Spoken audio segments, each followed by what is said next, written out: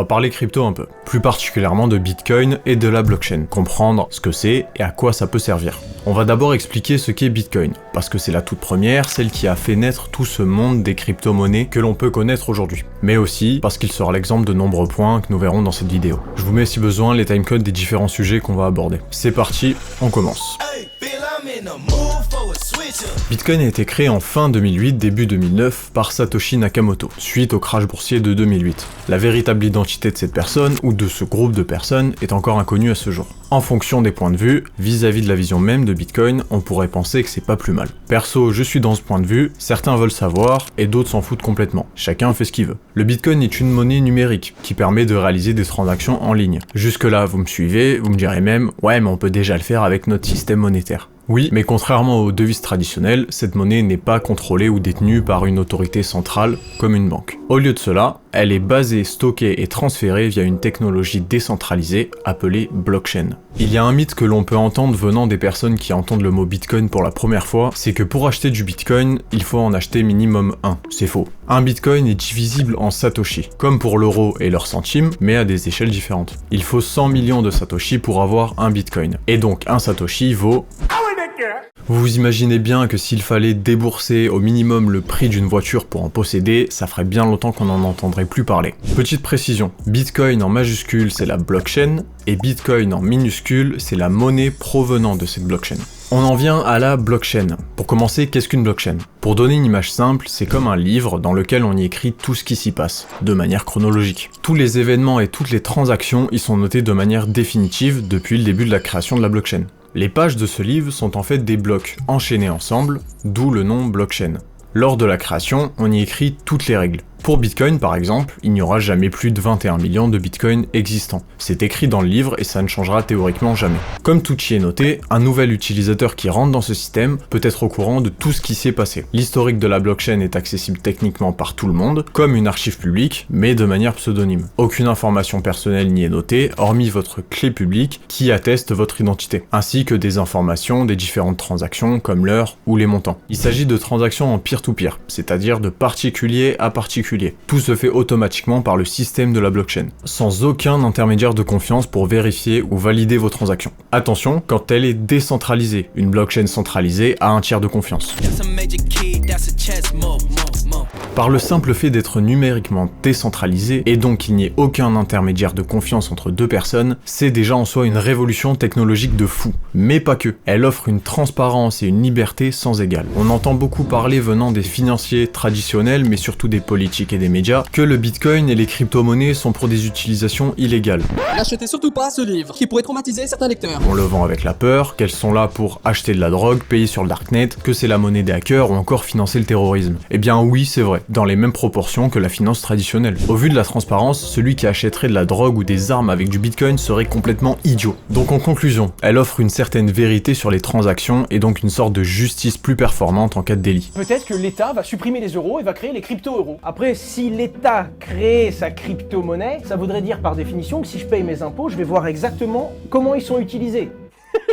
La blockchain est mise à jour par des gens aléatoires qui sont actifs sur ce réseau. On les appelle les mineurs. Y a pas de t'as l'âge ou t'as pas l'âge. Ça veut rien dire ça. Exactement, il n'y a aucun rapport avec l'âge. Pour faire fonctionner la blockchain, en validant un maximum de transactions et en créant de nouveaux blocs, il y a besoin d'une puissance de calcul. Et ce sont ces mineurs qui prêtent cette puissance de calcul, en mettant à disposition leur ordinateur via l'utilisation des composants comme la carte graphique ou bien le processeur. Pouvoir miner et aider la blockchain à se développer rien qu'avec un ordinateur, eh bien tout le monde peut le faire. Oui, même toi, José, au fin fond du Limousin, en validant des blocs, les mineurs récupèrent une récompense en Bitcoin. Actuellement, un bloc créé et la personne reçoit 6,5 Bitcoin de récompense. Tous les 4 ans, elle est divisée par 2. Plus vous avez de puissance de calcul, plus vous avez de chances de créer un nouveau bloc. Il faut que ce soit rentable. Quand tout cela serait-il accepté par la masse? Prédiction non factuelle, la blockchain pourrait être utilisée à grande échelle d'ici environ 5 à 10 ans, dans plusieurs domaines et différents services. Majoritairement sur le côté financier vis-à-vis des crypto-monnaies, mais pas que. On pourrait l'avoir débarqué en logistique, dans la santé, dans l'immobilier, pour des votes et élections, très important, dans l'art et la protection intellectuelle, dans l'énergie et même l'éducation. Je vous invite à faire pause pour lire tous les exemples de chaque point.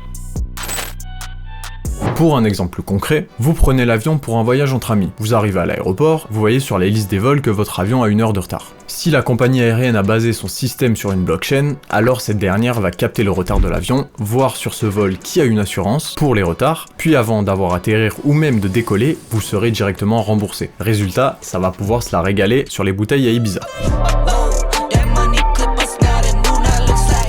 Mais quels sont les avantages principaux de la décentralisation? 2 gros points, les plus importants, la sécurité et la confiance. On commence par la sécurité avec la résistance à la censure. Comme les transactions que l'on fait sont répliquées sur plusieurs points de connexion, qui ont une copie complète du registre des transactions, il est difficile de bloquer ou d'arrêter l'intégrité du système. En gros, ça serait pour contrer ce qu'on peut appeler le crédit social. On a aussi la protection contre les attaques, le contrôle, le hack. Prendre le contrôle du système coûte très cher, car il faut une consommation stratosphérique de puissance de calcul. Plus elle est décentralisée, plus elle est sécurisée. Pour la confiance, on a l'absence d'intermédiaire de confiance, justement. Cela réduit les risques de fraude ou de manipulation. Oh, oh.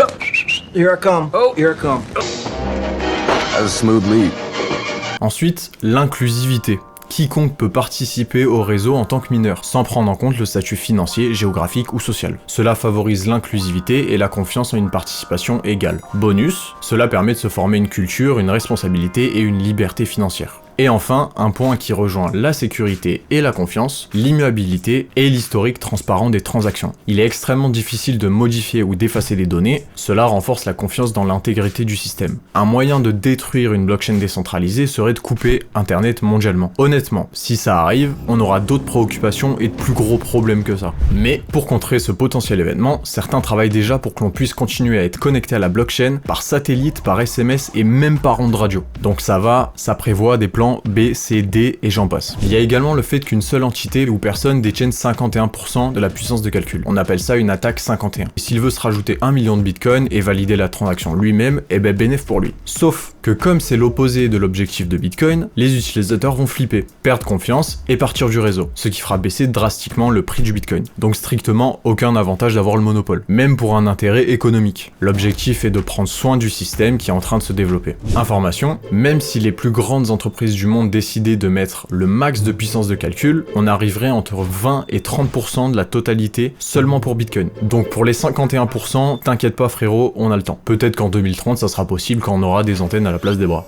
Maintenant, l'envie vous vient de posséder vos premières cryptos. Tu pourras en recevoir de la part d'une personne. Je pourrais très facilement t'en envoyer quelques euros de bitcoin sur une de tes adresses publiques que tu te serais créée. Ou bien en allant sur un site internet, plus précisément un exchange, qui est d'où son nom, une plateforme d'échange. Les gens achètent, vendent et échangent la plupart des crypto-monnaies en circulation rapidement et facilement. Vous pouvez aussi alimenter votre portefeuille en monnaie fiat, donc dollars, euros, livres, etc., par carte ou virement bancaire, et les retirer sur votre compte bancaire comme vous le voulez. Attention, quand vous changez des crypto-monnaies en euros, vous devez les déclarer aux impôts si vos bénéfices dépassent 300 euros. Mais pas de crypto-monnaie à crypto-monnaie. De Bitcoin à Ether par exemple. Là, vous ne serez pas imposé. 2 exemples d'exchange. Coinbase, plus pour les débutants avec son interface et son fonctionnement simple et intuitif. Ensuite, Binance, plus complexe pour des niveaux intermédiaires. Ça ne vous empêche pas de le découvrir, même au début. Et il y en a plein d'autres. Ce sont les plus grosses plateformes et pour être utilisées à 100% et pouvoir acheter vos premières cryptos, il aura fallu justifier votre identité, pour prouver que vous n'êtes pas un bot par exemple. Pour revenir sur le piratage de ces plateformes, déjà c'est très rare pour les plus grosses. Si cela devait arriver, il peut y avoir des assurances, donc vous pouvez être remboursé une partie ou complètement. Mais le risque zéro n'existe pas. Il est déconseillé de laisser une somme importante sur les exchanges si vous ne comptez pas réaliser de transactions.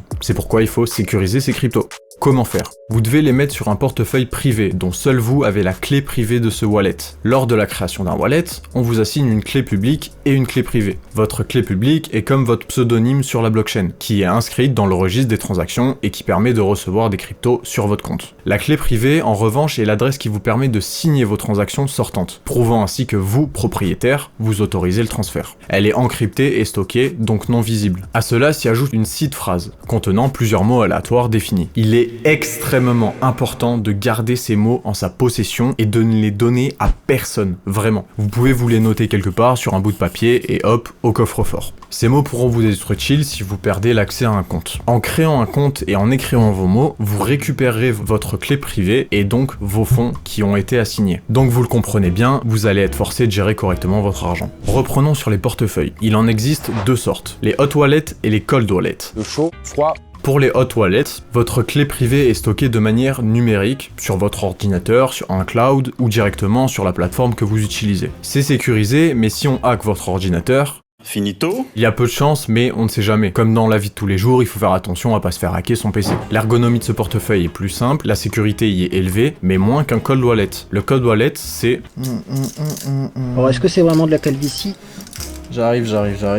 C'est ça. Nice. En fait, c'est une clé USB ou un disque dur spécial, un portefeuille physique. Il en existe plein, celle-là par exemple c'est une Ledger. Vous pouvez vous en procurer sur leur site officiel. Les moins chers sont autour des 80 €, comme celle-ci, et ça peut monter jusqu'à 200-300 € en fonction des modèles et des besoins. Attention, vos crypto-monnaies ne sont pas sur cette clé physique. Vos cryptos sont sur la blockchain, accessible via votre compte Ledger. Sur cet objet, il y a une clé privée cryptée. Sans cette clé, je ne peux pas réaliser de transactions parce que ma clé privée n'est pas connectée à mon compte Ledger. Même si quelqu'un réussit à se connecter à votre compte grâce à vos identifiants, il ne peut pas vous voler.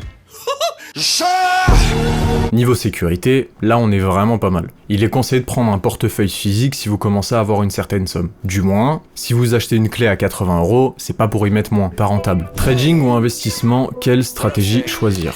Le trading comprend énormément de risques de perte, même pour un professionnel. Alors si vous êtes débutant et que vous réagissez à la montée ou à la baisse d'une crypto, sous le coup de l'émotion, je vous laisse imaginer les dégâts. Donc le trading, ça dégage. Ici on va parler plutôt d'investissement à long terme et stratégie possible. Un investissement à long terme permet un amortissement de la volatilité, le fait que ça monte et que ça baisse sur le court terme. Cela évite aussi de prendre de mauvaises décisions en essayant de prédire le marché et ça peut coûter très cher. Il est impossible de prédire à 100% le marché. Il faut savoir qu'historiquement, à long terme, les marchés financiers montrent une tendance à la hausse, ce qui peut compenser les baisses temporaires. Deux solutions. Vous pouvez laisser dormir une somme dérisoire de crypto en attendant quelques années et peut-être que ce sera fructueux ou pas, mais ça aura été une somme vite oubliable. Ou sinon, vous pouvez réaliser un DCA, Dollar Cost Averaging, le principe de mettre une petite somme tous les X temps. Exemple, 10, 20, 50 € chaque mois ou chaque semaine. Tout dépend de votre possibilité à le faire, ça c'est important. En fait, en investissement à un montant fixe à intervalles réguliers, quel que soit le prix sur le moment, cela permettra de lisser le prix d'achat et donc de limiter les pertes, hors cas extrême. On va prendre un exemple sur 3 mois. Le premier mois, vous achetez du Bitcoin qui a un prix de 35 000 €. Quand vous arrivez au deuxième mois, il a chuté à 33 000 €. Vous avez donc perdu de l'argent. Vous remettez la même somme de Bitcoin, mais avec ce prix plus bas à 33 000 €. Puis le troisième mois, il remonte à 35 000. Vous avez non seulement récupéré vos pertes du premier mois, mais réalisé un bénéfice sur celui du deuxième. Donc même si vous avez acheté du Bitcoin à 35 000, vous serez en bénéfice tant qu'il sera au-dessus de 34 000. Anecdote, le Bitcoin a eu son plus haut point à 69 000 $. Des personnes ont acheté à ce niveau-là, et entre 1 et 2 ans après, il est descendu à 18 000 $. Vous imaginez bien, ça leur a piqué un peu le cul. Eh bien, les personnes qui ont effectué un DCA jusqu'à aujourd'hui sont actuellement en bénéfice d'environ 20 à 25%, alors même que nous sommes seulement à la moitié de son plus haut point. Petite mise à jour, en fait j'ai mis 200 ans à faire le montage, donc maintenant c'est beaucoup plus, environ 85%. Bon, on en finit avec ces chiffres et on passe au dernier point, l'écologie. Maintenant qu'on a compris que ce système fonctionne grâce à la puissance de calcul, et donc d'une certaine consommation électrique, on pourrait se dire « Oh non, mais c'est un désastre écologique, il est foutu !» Oui, ok, mais par rapport à quoi? Si c'est par rapport à la consommation d'une famille dans une maison, oui c'est énorme, mais comparé au système bancaire actuel, eh bien non, pas vraiment, c'est même moins, beaucoup moins. Et on parle même pas des plus grandes entreprises commerciales du monde, rien qu'avec l'import-export par exemple. L'objectif est de fournir un maximum de puissance de calcul à moindre coût. Et d'après vous, quelle est la source d'énergie la moins chère et la plus durable? L'énergie renouvelable. Donc les mineurs vont chercher à aller dans les pays avec le plus d'énergie renouvelable à disposition, ou ceux qui ont des stocks qui ne peuvent pas être redistribués. On arrive à la fin. En conclusion, cette vidéo a permis de plonger dans un univers fascinant où la décentralisation, la transparence et la sécurité sont les maîtres mots. Arrête de bouger toi. Bitcoin en tant que pionnier incarne cette révolution financière, née en réaction à une crise mondiale, offrant une alternative dépourvue de contrôle centralisé. Malgré l'image globale assez négative venant de la population, les perspectives d'acceptation quotidienne et d'innovation sont très prometteuses. Il faut quand même rester conscient des risques à l'heure actuelle. Tout dépend de votre stratégie de jeu. En somme, le Bitcoin et la blockchain tracent un paysage technologique technologique dynamique, offrant des opportunités tout en soulevant des questions sociétales, économiques et environnementales. J'espère que cette vidéo a été intéressante et assez claire pour comprendre un peu mieux ce monde des crypto-monnaies et de la blockchain. Je vous mets le nom de quelques youtubeurs spécialistes qui vous permettront d'en apprendre davantage et facilement. Et la meilleure façon d'apprendre, c'est de pratiquer. Salut. Coupé. Voilà.